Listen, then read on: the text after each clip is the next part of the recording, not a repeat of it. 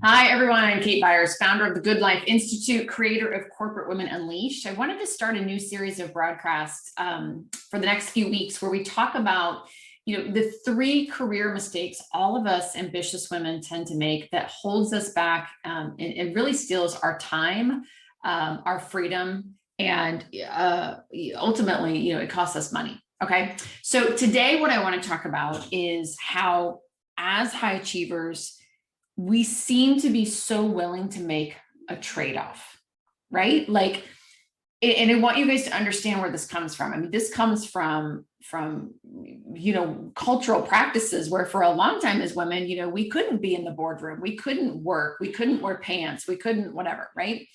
And so we have come up to learn how to be in the workforce by constantly making trade-offs. Oh my gosh, I'm so lucky I get to work. I'm happy to wear pantyhose and a skirt, said no one ever. But we made that trade-off for a long time. And so it's like slowly over time, we've been granted these privileges so we could work.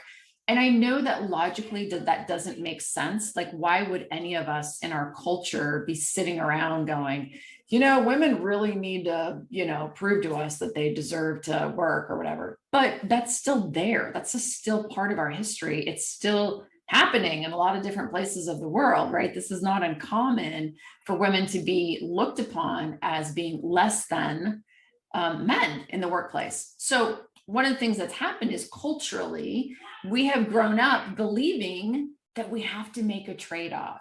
If you're going to work, you can work, but you also better be whatever, a great wife, partner, spouse. You can work, but you also better make sure the house stays clean. And it's like, oh my God. How many of you have some of those thoughts, or you were raised in a home where that's what you believe? Like my mom raised me. She said, look, you can do whatever you want, Kate. You could be the next president of IBM. I mean, she was very pro, women working, even though she was a housewife herself, because she felt like she never really got that opportunity. But at the same time, that message was still there for me, which is like, Kate, if you're going to do this work thing and be a career gal, you're going to have to work harder. You're going to have to twist yourself in a pretzel. You're going to have to make these trade-offs. So much so that when I was a very young mom, I would go pick my daughter up after school, bring her back into, I would literally drive from like downtown Dallas all the way up to the suburbs of Plano, which if you live in that area, you know what the traffic is like. Pick my daughter up and then drive all the way back downtown at night, where she would, color, paint, do Play-Doh, whatever, literally on my cubicle floor while I worked. Because I didn't want anyone to think that me being a young mom was going to, leave me to not do as good a work. Right? Have any of you, list in the comments below if any of you guys have experienced this or thought the same thing, where you were making these oh, I have to make the trade-off. Like, what were some of those? I think we should share, because women need to see that this just isn't true. So the mistake that we all make is that as women, we are so willing to make the trade-off, and you have to stop doing that. If you're ever going to have a career that is high paid, where you're influential, where you enjoy the challenge of your work, but you're not killing yourself in the process. And for me, I love this word, or these two words, and you could write this down. I had to get defiantly committed to not making a trade-off. Defiantly committed means I don't know how, I don't know when, I don't know where, but I am going to do this thing. Okay. And that's a big problem, because a lot of women don't have that belief, right? Yeah, that's nice, Kate, but you don't understand. I'm in XYZ industry. Well, Kate doesn't get it because she's not in whatever. She's never been a management consultant. She's never been a partner at a firm. She's not an attorney. She's not a surgeon. Like, fill in the blank. I gotcha. Because for me, my coping mechanism was, yeah, that's nice, but you're not a marketer. Because in marketing, it's very creative, and we have to constantly be thinking about all these different ideas. It's not black and white. That was my excuse. So many years I bought into that. Oh, I have this very special, thing called I'm a marketer. And as marketers, like, we can't just clock out at 5 o'clock. Like, we're not monkeys who just, punch time clock. Like, we have all this amazing things we have to create. And that's what I told myself for a long time, because what did I do? I always brought my work home. Didn't matter if I left the office at 5 or midnight. I just brought my work home. And I told myself it was because I was a high performer in this industry of marketing. So I made an excuse. So the first thing is you have to get defiantly committed, right? And so the very first mistake that we are making in our careers is we are buying into the trade-off.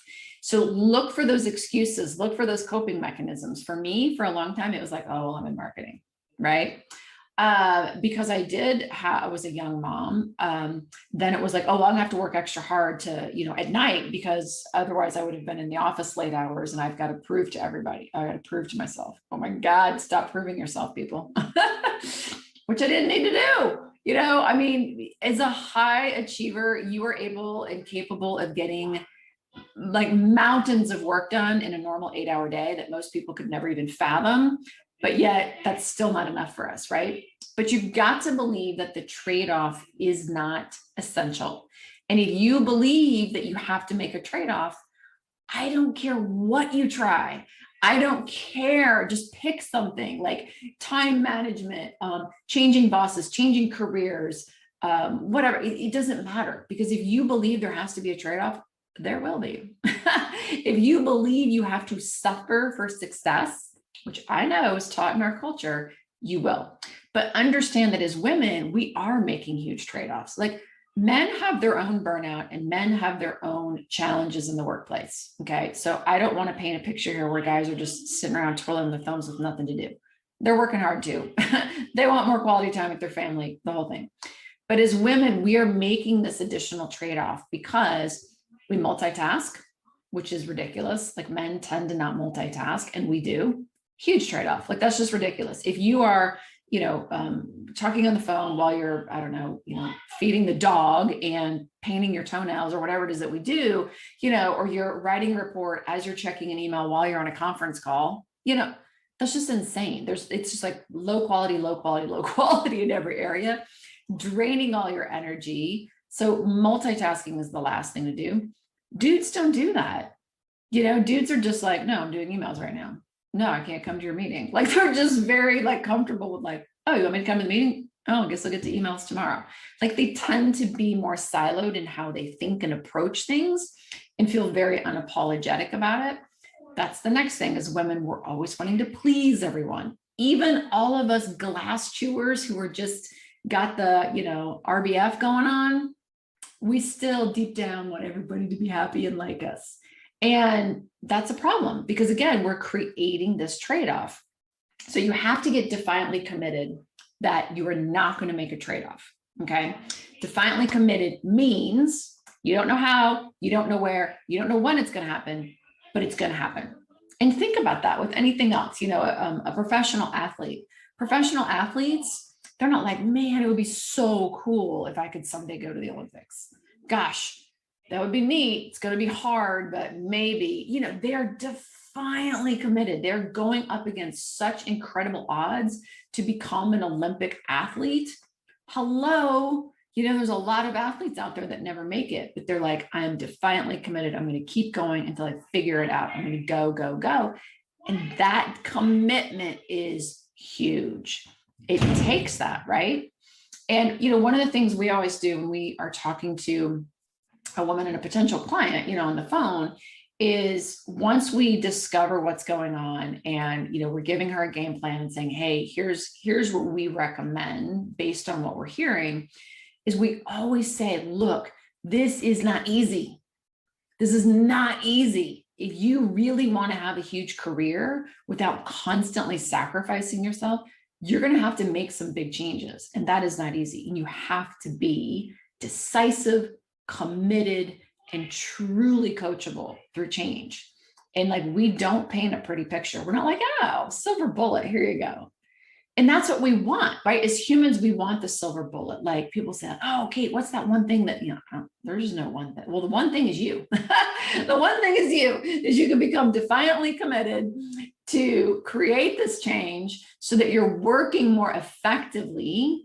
And then that's the answer. I don't know what else to tell you, but what that effective thing is, it's a series of things, right? It's a framework of things. It's it's a framework, but then you've got to add in what's specific about your life and career. And what everybody wants is to, try the 5-second rule, or block out time on their calendar, or, get a meal order service. I mean, I get it. I did all that stuff too, but if that stuff's not working, at some point we need a more major shift, which means you have to stop believing that the trade-off is essential.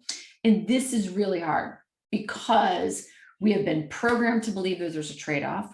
We have been rewarded for the trade-off. Every time you made a trade-off, you got a pat on the head or an extra dollar, or, accolades or whatever, right? Oh, look at you. You were here late at night. Oh, look at Susie, blah, blah, blah.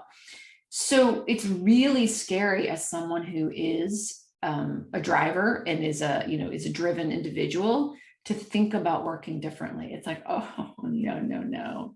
And that's why the coping mechanisms come in. Oh, I'm a marketer. No, I couldn't work any differently. You don't understand my industry.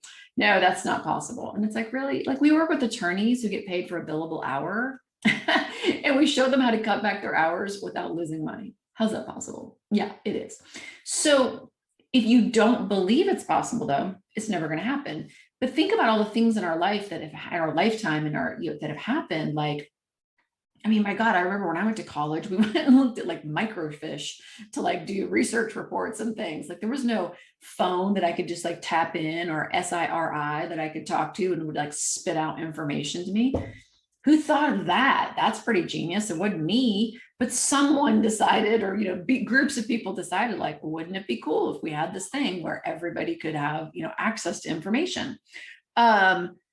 Why are we trying to go to Mars? Because people believe that it's essential for us to go to Mars, but most of the world doesn't think that way, right?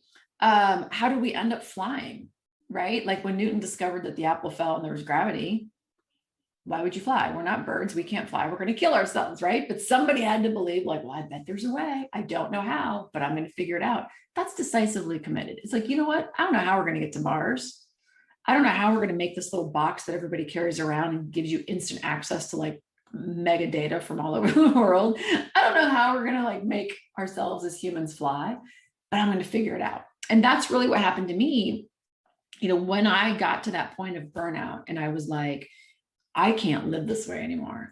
This is miserable. And I should be so happy because I have everything in my life that I've ever worked hard for. I have more than my parents had.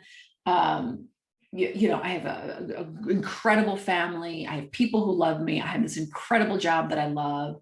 I work with amazing people. I mean, just blah, blah, blah. Great paycheck, the whole thing. And I was like, I just can't do this anymore. I am done. And when burnout really sets in, that's what happens. You just become so apathetic. You're just done.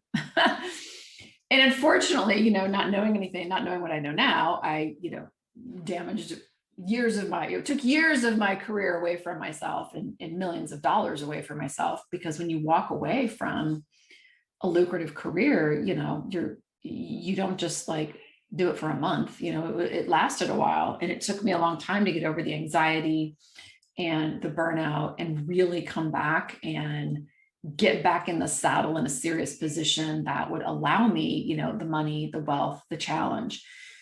So there's a huge cost to it, right? But as I was coming back into it, that was my mantra. I don't know how, but I'm going to figure this out, because I had tasted, what success looked like. That I liked to some degree, but then there was a bunch of it I didn't like. And then I had tasted the simple life, which going to live on the island was super cool, but after a while, I got tired of not being able to afford anything or, some of those things. It was just kind of man, I miss some of the bigger challenges I used to be able to solve and some of those things. And so it was I'm trapped, I'm trapped between these two different worlds. Where's the new world?